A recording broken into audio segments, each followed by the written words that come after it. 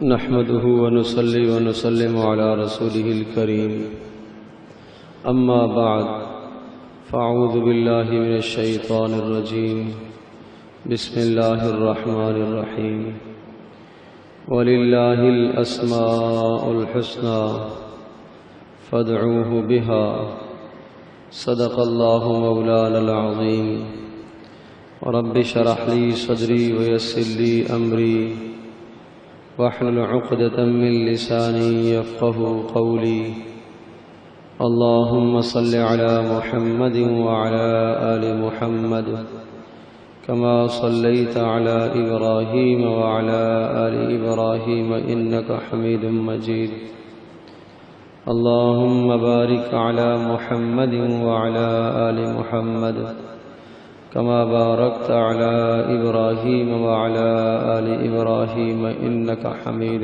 مجيد۔ محترم میرے بھائیوں اور دوستوں اور میری ماں اور بہنوں، اللہ تبارک و تعالیٰ کا فرمان ہے وَلِلَّهِ الْأَسْمَاءُ الْحُسْنَى کہ اللہ پاک کے بہت اچھے اچھے نام ہیں۔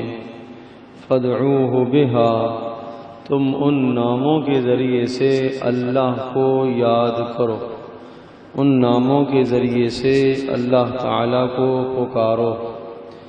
اللہ کے مبارک اور اچھے نام جو ایک حدیث میں وارد ہوئے ہیں، ان للہ 99 اسما من احصاها دخل الجنہ، کہ بے شک اللہ پاک کے 99 صفاتی نام ہیں، جو آدمی ان ناموں کو شمار کرتا رہے گا وہ جنت میں داخل ہوگا۔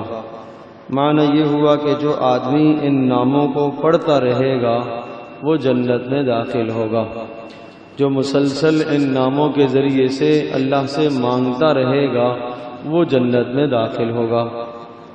اس وقت کی نشست میں اللہ پاک کے ان مبارک ناموں میں سے 2 ناموں کے فوائد اور 2 ناموں کی وجہ مجھے ذکر کرنی ہے۔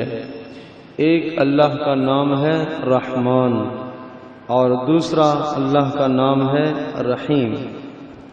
یہ جو 2 مبارک نام ہیں جن کا ترجمہ ہم کرتے ہیں الرحمن بے حد مہربان اور الرحیم بہت رحم کرنے والا، مہربانی کرنے والا۔ یہ جو کلمہ بسم اللہ الرحمن الرحیم ہے، اس کلمے میں بھی آپ دیکھتے ہیں کہ بسم اللہ الرحمن الرحیم لفظ اللہ اور لفظ رحمان اور لفظ رحیم، یہ دونوں نام یہاں پر بھی موجود ہیں۔ اب سمجھ لیجئے کہ اس بسم اللہ الرحمن الرحیم کو پڑھنے کا بہت زیادہ حکم دیا گیا ہے، اور بہت زیادہ حکم دیا گیا ہے اس کا مطلب یہ ہوا کہ آپ ان 2 ناموں کو کثرت سے پڑھتے رہیں۔ چنانچہ حکم یہ ہے کہ جب آپ صبح بیدار ہوں اپنے بستر سے تو آپ بسم اللہ الرحمن الرحیم پڑھیے، پھر آپ جب قضاء حاجت کے لیے بیت الخلاء جاتے ہیں تو آپ بسم اللہ الرحمن الرحیم پڑھ کر داخل ہوئیے، پھر جب آپ وضو کرنے بیٹھتے ہیں تو آپ بسم اللہ پڑھیے، پھر اسی طرح سے نماز میں کئی مرتبہ بسم اللہ الرحمن الرحیم کا ورد آپ سے کروایا جا رہا ہے۔ اسی طرح سے اس کے بعد جب آپ کھانا کھانے بیٹھے تو حکم دیا گیا آپ بسم اللہ پڑھیے۔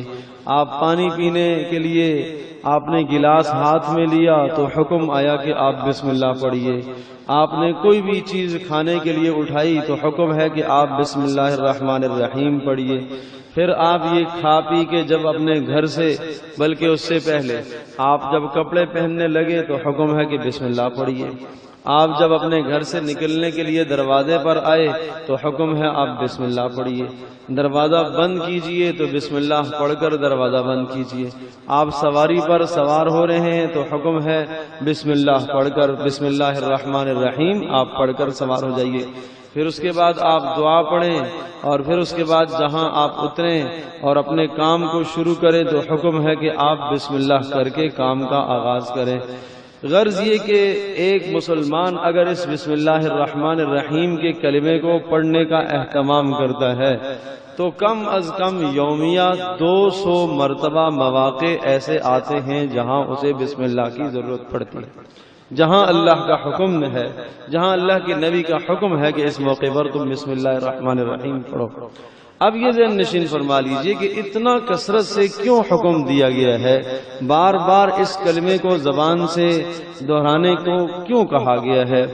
اس مبارک کلمے میں جو دو نام ہیں الرحمن اور الرحیم، ان دو مبارک ناموں کی وجہ سے اس کلمے کو بار بار پڑھنے کا حکم ہے۔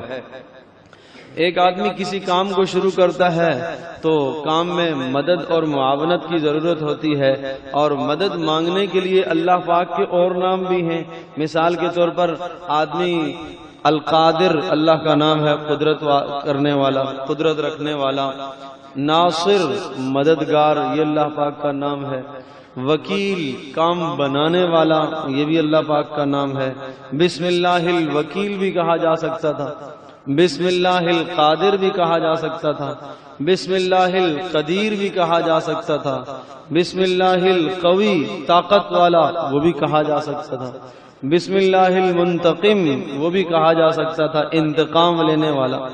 ان تمام اللہ کے ناموں کو چھوڑا گیا اور ان دو ناموں کا انتخاب کیوں کیا گیا؟ بسم اللہ الرحمن الرحیم۔ ایک آدمی کھانا کھا رہا ہے، ایک آدمی گھر سے نکل رہا ہے، ایک آدمی گھر میں داخل ہو رہا ہے، ایک آدمی قضاء حاجت کے لیے جا رہا ہے، ایک آدمی کوئی بھی اپنی زندگی کا مشغلہ کر رہا ہے تو اسے حکم ہے کہ وہ بسم اللہ الرحمن الرحیم سے آغاز کرے۔ حالانکہ عرض کر رہا ہوں کہ اس موقع پر یہ بھی ضرورت پڑ سکتی تھی کہ اللہ کا نام القادر استعمال کرتا، قدرت والا، اللہ کا نام ناصر استعمال کرتا، مدد کرنے والا، اللہ کا نام استعمال کرتا، وکیل کام بنانے والا، لیکن ان سب ناموں کو چھوڑا گیا۔ ان دو ناموں کا انتخاب کیوں کیا گیا؟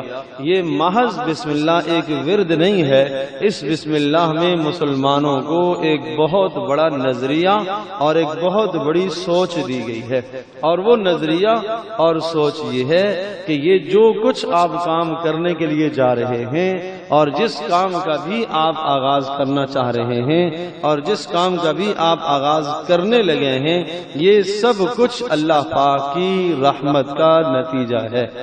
آپ کے ہاتھ میں روزی پہنچی، یہ اللہ کی رحمت کا نتیجہ ہے۔ آپ باتھ روم جانے کی قدرت رکھ رہے ہیں، یہ اللہ کی رحمت کا نتیجہ ہے۔ آپ گھر سے باہر نکل رہے ہیں، یہ اللہ کی رحمت کا نتیجہ ہے۔ آپ دنیا کا کوئی بھی اچھا کام کر رہے ہیں، یہ اللہ تبارک و تعالیٰ کی رحمت کا نتیجہ ہے۔ تو اس سبق کو سمجھانے کے لیے، اس سبق کو سکھانے کے لیے حکم یہ دیا گیا ہے کہ آپ ہر اچھے کام کے آغاز میں بسم اللہ الرحمن الرحیم پڑھیے۔ آج ہم اس مفہوم سے یا اس نظریے سے ہم غافل ہیں۔ ہم سمجھتے ہیں بس بسم اللہ الرحمن الرحیم اس لیے شاید پڑھی جاتی ہے کہ کاموں میں مدد ہوتی ہے، کاموں میں معاونت ہوتی ہے، کاموں میں آسانی ہوتی ہے۔ اس میں کوئی شک نہیں۔ حدیث پاک میں آتا ہے کہ جس کام پر بسم اللہ نہ پڑھی گئی وہ کام دم بریدہ ہوتا ہے، وہ کام بے برکت ہوتا ہے، اس میں برکت نہیں آتی۔ یہ اپنی جگہ پر بات مسلم ہے، اپنی جگہ پر بات درست ہے، لیکن بات صرف برکت ہی کی نہیں ہے، بلکہ جو نظریہ دیا جا رہا ہے وہ یہ کہ جو کچھ آپ کے پاس آ رہا ہے اور جو کچھ آپ کرنا چاہ رہے ہیں، یہ محض اور محض اللہ پاک کی رحمت کا نتیجہ ہے۔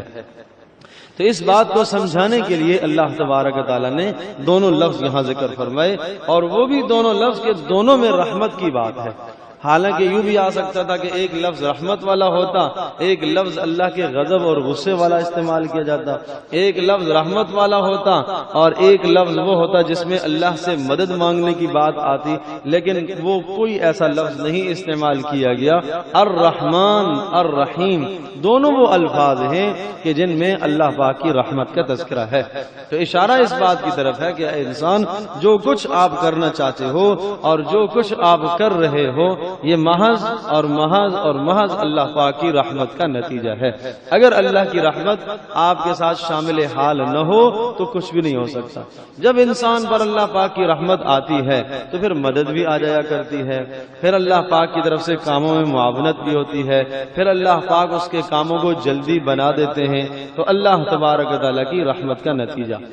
دوسرا جو سبق اس سے دیا گیا وہ سبق یہ دیا گیا کہ جس طرح سے اللہ تبارک و تعالیٰ تمہارے اوپر مہربان ہے، اللہ پاک تمہارے اوپر رحمان ہے، اللہ پاک تمہارے اوپر رحیم ہے، اور اس کی رحمتیں بے انتہا کے نتیجے میں آپ یہ کام انجام دے رہے ہیں، اسی طرح سے اے مسلمانوں آپ بھی باہمی رحمت اور باہمی شفقت کا برتاؤ ایک دوسرے کے ساتھ کیا کرو۔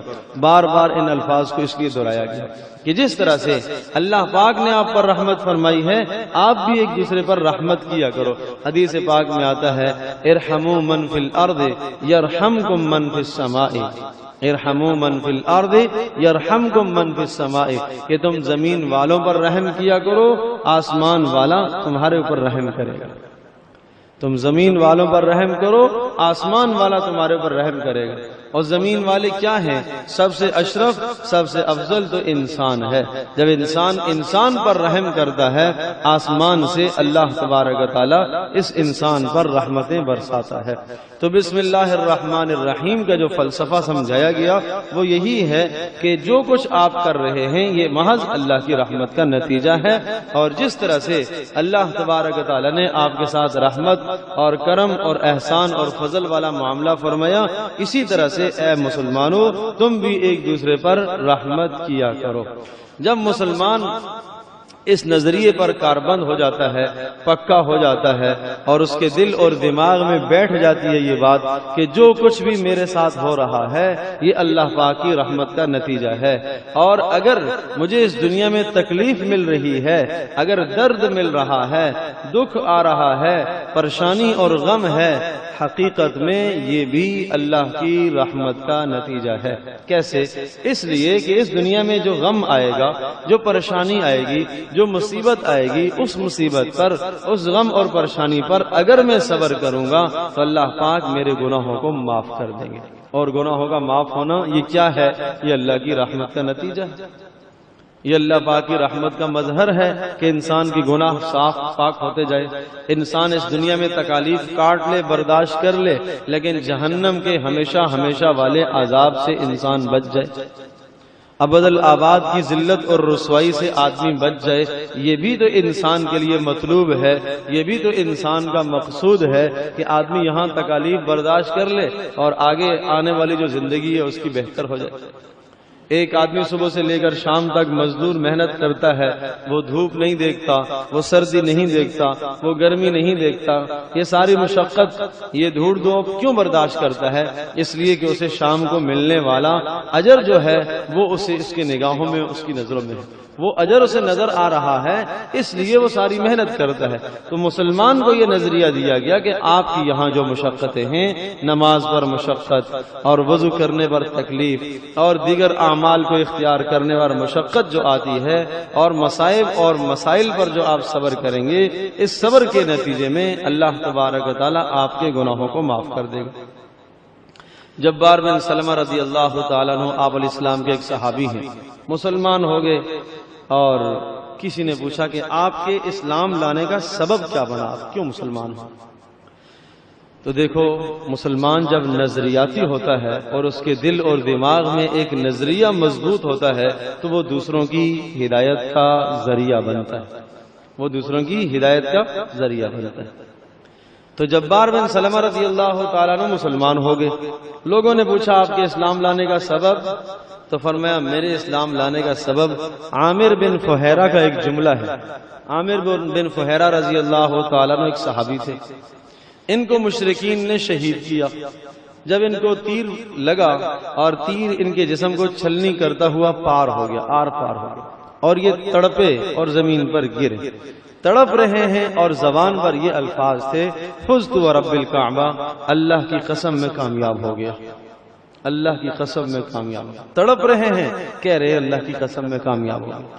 جبار بن سلمہ کہتے ہیں جب میں نے یہ جملہ اس آدمی کی زبان سے سنا تو میں سوچنے پر مجبور ہو گیا کہ یہ آدمی بظاہر ساری ناکامیاں اس کے سامنے جمع ہو گئیں، بیوی اس کی بیوہ ہو گئی، ناکامی کی صورت سامنے ہے، بچے یتیم ہو گئے، ناکامی کی صورت سامنے ہے، کاروبار سارا مارا گیا اور یہ ناکامی کی صورت سامنے ہے، زندگی سے ہاتھ دھو بیٹھا، یہ بھی ناکامی کی صورت سامنے ہے، زندگی کے لطف اندوز ہونے سے یہ ہاتھ دھو بیٹھا، یہ بھی ناکامی کی صورت ہے، اور خون میں لت پت ہو گیا، زمین پر تڑپ رہا ہے، کوئی پرسان حال نہیں ہے، اس کی زبان پر یہ جملہ فزت ورب الکعبہ، اللہ کی قسم میں کامیاب ہو گیا۔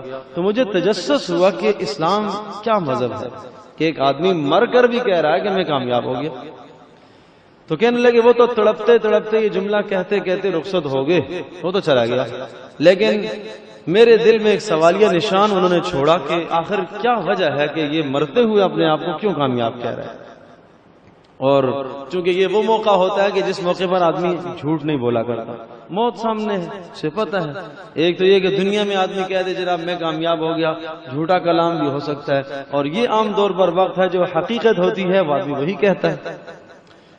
تو جبار بن سلمہ رضی اللہ تعالیٰ عنہ ارشاد فرماتے ہیں کہ مجھے اس جملے نے بڑا حیران کر دیا، سوچنے پر مجبور ہو گیا۔ میں نے لوگوں سے پوچھا کہ اس کو کیا ہو گیا، یہ تو مر رہا ہے، اس کی بیوی بیوہ ہو گئی ہے، بچے اس کے یتیم ہو گئے ہیں، کاروبار اور گھر بار اس کا سب لٹ گیا، لیکن یہ کہہ رہا ہے میں کامیاب ہو گیا، آخر کیا وجہ ہے؟ تو کہنے لگے میں نے تجسس کیا، مسلمانوں سے پوچھتا رہا، تو مسلمانوں میں سے کسی نے مجھے یہ کہا کہ جب اس نے فزت ورب الکعبہ کہا ہے تو ہمیں ہمارے نبی نے یہ بتایا ہے کہ جو مسلمان دین پر قائم اور دائم رہتے ہوئے اللہ کے راستے میں جان دے دیتا ہے، اللہ پاک نے اس کے لیے جنت کا وعدہ فرمایا ہے، اور ایسے حالات میں جب موت کے آثار نظر آتے ہیں تو اللہ تبارک و تعالیٰ اسے جنت کے مناظر دکھا دیا کرتے ہیں۔ تو میں سمجھ گیا کہ اس نے کوئی جنت کا منظر دیکھا، جب ہی اس نے کہا فزت ورب الکعبہ، اللہ کی قسم میں کامیاب ہو گیا۔ تو فرمانے لگے بس یہ جملہ جو ہے میرے دل پر نقش ہو گیا، اور اس جملے نے مجھے اسلام لانے پر مجبور کیا۔ جب میں اسلام لے آیا، اسلام کے محاسن کو دیکھا، اسلام کی خوبیوں کو دیکھا، مسلمانوں کے عقائد کو دیکھا، مسلمانوں کے اخلاق کو دیکھا، تو میں سمجھ گیا کہ واقعتاً جس آدمی نے مرتے وقت یہ جملہ کہا تھا فزت ورب الکعبہ، میں بھی سمجھ گیا کہ اللہ کی قسم اس نے سچ کہا تھا، اس نے ٹھیک کہا تھا۔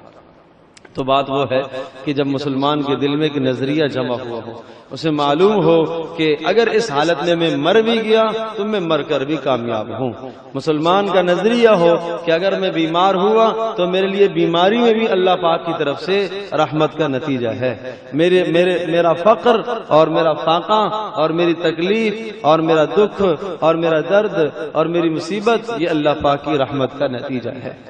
تو اس تصور کو جمانے کے لیے بار بار بسم اللہ الرحمن الرحیم کو پڑھنے کا حکم دیا، بار بار اس جملے کو دہرایا گیا۔ آپ تصور کرو کتنا زیادہ آدمی اس کو دہراتا ہے۔ تو اگر اس نظریے کے ساتھ اور اس سوچ کے ساتھ آدمی اس کلمے کو پڑھتا ہے تو اس کلمے کا لازمی نتیجہ یہ ہوتا ہے کہ انسان کے دل میں اللہ پاک کی محبت بیٹھتی چلی جاتی ہے، اللہ کی محبت بیٹھتی ہے، اللہ کی وحدانیت، اللہ کا ایک ہونا، اللہ کی توحید انسان کے دل میں جمتی ہے، اور جب اللہ پاک کی محبت دل میں بیٹھتی ہے تو اس انسان کے لیے پھر نیک اعمال کا کرنا سہل ہو جاتا ہے، پھر گناہوں سے بچنا اس کے لیے آسان ہو جاتا ہے، اس لیے کہ یہ گناہ سے بچ رہا ہے، کس لیے بچ رہا ہے؟ اللہ پاک کے لیے۔ یہ نیکی کس لیے کر رہا ہے؟ اللہ پاک کے لیے، جو رحمان ہے، جو رحیم ہے، جو مہربان ہے، جو اس کو ضائع نہیں کرے گا، جو اس کی کسی محنت کو ضائع نہیں کرے گا۔ وَكَانَ اللَّهُ شَاكِرًا عَلِيمًا، اللہ تبارک و تعالیٰ بڑا ہی قدردان ہے، بڑا ہی قدردان ہے، وہ انسان کی نیکیوں کی بہت زیادہ قدر کرتا ہے۔ تو اس لیے میرے عزیز دوستو بزرگوں، یہ سوچ ہم لے کر جائیں اس وقت کی نشست سے کہ بسم اللہ الرحمن الرحیم کی کلمے میں ہمیں ایک سبق تو یہ دیا گیا کہ اے مسلمانوں، اللہ تبارک و تعالیٰ کی رحمت کے نتیجے میں آپ سارے کام کرتے ہو، جو آپ کر رہے ہو یہ سب کچھ اللہ کی رحمت کا نتیجہ ہے۔ دوسرا سبق یہ دیا گیا کہ اے اہل اسلام، جس طرح سے اللہ پاک کی رحمتیں آپ پر ہیں اس طرح سے آپ بھی ایک دوسرے پر رحمت کی کیا کرو، آپ بھی ایک دوسرے پر شفقت کیا کرو، اور اگر آپ ایک دوسرے پر رحمت نہیں کرو گے، آپ ایک دوسرے کے ساتھ شفقت والا معاملہ نہیں کرو گے، تو اللہ تبارک و تعالیٰ کی رحمت بھی روک دی جائے گی۔ قرآن مجید میں آیت ہے وَلَا تُفْسِدُوا فِي الْأَرْضِ بَعْدَ إِصْلَاحِهَا وَادْعُوهُ خَوْفًا وَطَمَعًا إِنَّ رَحْمَتَ اللَّهِ قَرِيبٌ مِّنَ الْمُحْسِنِينَ۔ وہاں پر بھی لفظ رحمت کی بات ہے کہ زمین میں فساد نہ مچایا کرو، زمین کو اللہ پاک نے صحیح تندرست بنایا اور اس کو تم خراب نہ کرو۔ اس کی مثال سمجھو، مثال کے طور پر ایک آدمی اپنا گھر بناتا ہے، اس نے محنت کی ہے اور اس نے خوب رنگ رغن کیا ہے اور گھر کی اس نے زیبائش اور آرائش کی ہے، ہر طرح سے اس نے اپنے گھر کو آراستہ اور پیراستہ کیا ہے۔ اس گھر کا ایک بچہ بھی اگر کسی آدمی کو دیکھتا ہے کہ اس کے گھر کو خراب کر رہا ہے تو بچہ بھی بھڑک اٹھتا ہے کہ میرے باپ کی خون پسینے کی کمائی لگی ہوئی، کیا کر رہے؟ اگر وہ دیوار پر کچھ لکیر بھی لگاتا ہے تو بچہ بھی غصے میں آ جاتا ہے۔ کیوں؟ اس لیے کہ اس باپ نے یا اس صاحب خانہ نے یہ گھر بنایا ہے اور اس نے مشقت سے اس گھر کو بنایا ہے، اور وہ اپنے گھر کو برباد ہوتا ہوا نہیں دیکھتا، اپنے گھر کو ٹوٹتا ہوا نہیں دیکھ سکتا۔ بالکل اسی طرح سے یہ کارخانہ ہستی، یہ کائنات اللہ پاک نے بنائی ہے، یہ گھر کی مانند ہے، یہ اللہ پاک کی بنائی ہوئی، یہ اللہ پاک کی بنائی ہوئی تعمیر ہے، اور اس کے باسی اور رہائشی کون ہیں؟ ساری مخلوق ہے۔ جس طرح سے ایک گھر کے اندر 6-10 افراد رہتے ہیں، 4-5-6 افراد کی فیملی رہ رہی ہے، اور اس فیملی کا ایک ممبر بھی اگر اس کو کوئی اذیت اور نقصان دیتا ہے تو باقی سارے بھڑک اٹھتے ہیں۔ اسی طرح سے رسول پاک صلی اللہ علیہ وسلم نے ہر بندے کا اللہ سے ایسا تعلق جوڑا، آپ نے ارشاد فرمایا الخلق عیال اللہ، یہ ساری مخلوق یہ اللہ کا کنبہ ہے، یہ ساری مخلوق اللہ کا کنبہ ہے۔ اللہ پاک تو کنبے سے پاک ہے، اللہ پاک تو بیوی سے پاک ہے، اللہ پاک تو اولاد سے پاک ہے۔ جس طرح سے ہمارے یہاں ایک فیملی کا جو سربراہ ہوتا ہے اور باقی سارا کنبہ اس کے ماتحت ہوتا ہے، اس کی اولادیں ہوتی ہیں، اس کے پوتے ہوتے ہیں، اس کے نواسے ہوتے ہیں، بیوی ہوتی ہے، اور اس صاحب کا کیا کام ہوتا ہے سربراہ کا کہ جناب یہ اپنے ماتحت رہنے والے کنبے کی نگہداشت کرتا ہے اور ان کی روزی کی کفالت کرتا ہے۔ تو اسی طرح سے یہ ساری مخلوق اللہ پاک کا کنبہ ہے، اور اگر اس گھر کے ایک فرد کو کوئی نقصان پہنچاتا ہے تو گھر کا جو سربراہ ہوتا ہے وہ بھڑک اٹھتا ہے، وہ غصے میں آ جاتا ہے کہ میرے گھر کے فرد کو، ممبر کو کیوں چھیڑا گیا۔ بالکل اسی طرح سے اگر اس کائنات کے اندر، اس کارخانہ ہستی میں کوئی انسان دوسرے انسان کو اذیت پہنچاتا ہے، نقصان پہنچاتا ہے، تو اللہ تبارک و تعالیٰ کو غصہ دلانے والی بات کرتا ہے۔ اللہ تبارک و تعالیٰ کے لیے یہ بات غصہ ہے اور یہ بات ناقابل برداشت ہے۔ اس لیے ارشاد فرمایا وَلَا تُفْسِدُوا فِي الْأَرْضِ بَعْدَ إِصْلَاحِهَا، اللہ پاک کے اس گھر کو خراب نہ کرو۔ اور خراب کیسے ہوگا؟ جب باہمی منافرت پیدا ہوگی، جب باہمی نفرتیں پیدا ہوں گی، جب باہمی ناچاکیاں پیدا ہوں گی، جب ایک دوسرے کے دست و گریبان ہوں گے تو پھر یہ فساد پیدا ہوگا۔ فرمایا اس طرح سے فساد نہ پھیلاؤ، ان رحمت اللہ قریب من المحسنین، ایک دوسرے کے ساتھ مہربانی کرنے والوں پر، ایک دوسرے کے ساتھ شفقت کرنے والوں پر، ایک دوسرے کے ساتھ احسان اور نیکی کرنے والوں پر اللہ پاک کی رحمت برستی رہتی ہے۔ یہ حکم دیا۔ تو بہرحال میں عرض کر رہا تھا کہ بسم اللہ الرحمن الرحیم اس نظریے کے ساتھ ہم اس کو کثرت سے پڑھتے رہا کریں۔ ابھی مسجد سے آپ نکلیں تو حکم ہے کہ آپ بسم اللہ الرحمن الرحیم پڑھیے، اور پھر باہر نکلنے کی آپ دعا پڑھیے۔ پھر آپ بازار میں آپ گئے، آپ کوئی چیز خریدنا چاہتے ہیں، آپ بسم اللہ الرحمن الرحیم پڑھیے۔ پھر آپ گھر تشریف لے گئے اور اپنے گھر میں داخل ہونے سے پہلے آپ بسم اللہ الرحمن الرحیم پڑھیے، وہاں اس کا الگ فائدہ بتایا۔ فائدہ کہ آپ کا یہ گھر میں داخل ہونا، آپ کا گھر کے اندر گھر آپ کو میسر ہو جانا اور گھر کا سکون اور اطمینان مل جانا، یہ کیا ہے؟ یہ اللہ پاک کی رحمت کا نتیجہ ہے۔ اور اس کے بعد حدیث پاک میں آتا ہے کہ جب آپ گھر میں داخل ہوں گے، اگر آپ بسم اللہ پڑھ کر داخل ہوئے تو سارے شیاطین دوسروں سے کہتے ہیں کہ اب یہاں ہمارے داخلے کی گنجائش نہیں ہے، یہاں اللہ کا نام پڑھا گیا۔ اور اگر بن بسم اللہ، بغیر بسم اللہ پڑھے ایک آدمی داخل ہو جاتا ہے تو شیطان سب کو دعوت دیتے ہیں کہ آ جاؤ بھائی، اب یہاں ہم بیٹھ سکتے ہیں، اب یہاں ہم کھانا بھی کھائیں گے۔ پھر جب آپ گھر میں کھانا کھانے بیٹھے تو آپ کو بسم اللہ الرحمن الرحیم پڑھنے کا حکم ہے کہ یہ جو کھانا آپ کے سامنے آیا ہے یہ اللہ پاک کی رحمت کا نتیجہ ہے۔ آپ پانی پینے بیٹھے تو آپ کو حکم ہے بسم اللہ پڑھنے کا۔ آپ لیٹنے کے لیے بستر پر تشریف لے گئے، آپ کو حکم ہے بسم اللہ الرحمن الرحیم پڑھنے کا۔ یہ ہر بات میں بسم اللہ کو دہرایا گیا، ہر بات۔ تو یہ سبق دیا جا رہا ہے کہ اے انسان تیرے اوپر جو کچھ بھی ہو رہا ہے، جو کرم، جو اللہ کا فضل اور احسان ہے، یہ سب اللہ پاک کی رحمت کا نتیجہ ہے۔ تو اس لیے اس نظریے کے ساتھ بسم اللہ الرحمن الرحیم کے اس عمل کو ہم پڑھتے رہا کریں۔